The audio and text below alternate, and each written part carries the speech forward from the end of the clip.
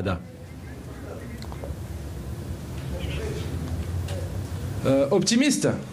نعم متفائل. وي وي بيان سور. اسكو اوبتيميست؟ اسكو توجور؟ Ah oui. Donc là je suis en direct là, c'est parti. أنا الآن على المباشر. نعم تفضل. نعم أنت على المباشر.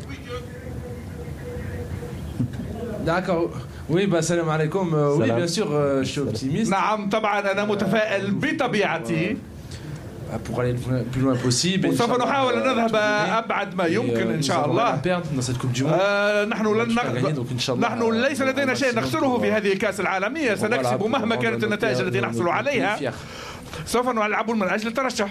لكن مجيد، هل أنت جاهز 100%؟ لأن هناك من يقول أيضا بأنك لم تستعد كل لياقتك، خاصة المباراة ستعتمد على لياقة بدنية، على قوة أمام منتخب سلوفينيا.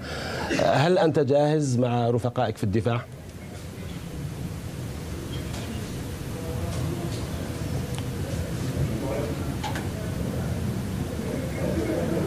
Est-ce que tu es prêt physiquement?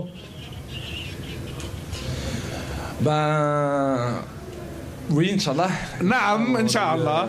Deux matchs amicaux. لقد لعبنا مباراتين وديتين. Ça va, ça s'est bien passé. ومرت الأمور على أحسن ما يرام. Le match amical ouais c'est bien passé. وخاصة المباراة الأخيرة. كان لدينا كثير من المصابين. Pas beaucoup joué dans leur club. ولم يلعبوا كثيرا مع فرقهم. ولكن تمكنا من استعادة نسق لاعبنا. وهذه كأس العالم هي مسابقة كبيرة جدا والجميع عليه أن يكون حاضرا، لأن هذا قمة اللعب، قمة الفوتبول. نحن نعرف أيضا بأن المدرب يتحدث إليكم كثيرا ويقتنع دائما بآرائكم، وهذا شيء جميل جدا في المنتخب. أي طرق تفضلون؟ أن تلعبوا 4-4-2 3-5-2؟ أين يرتاح المنتخب؟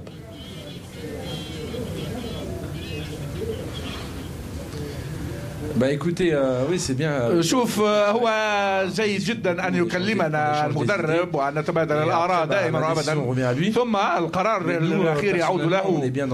ولكن نحن في كل الصور التكتيكية نحن جاهزون، ولكن فيما بعد فعليه هو أن يقرر، لأن كثير من اللاعبين ممتازين وقادرون على اللعب بأي سيستم لعب.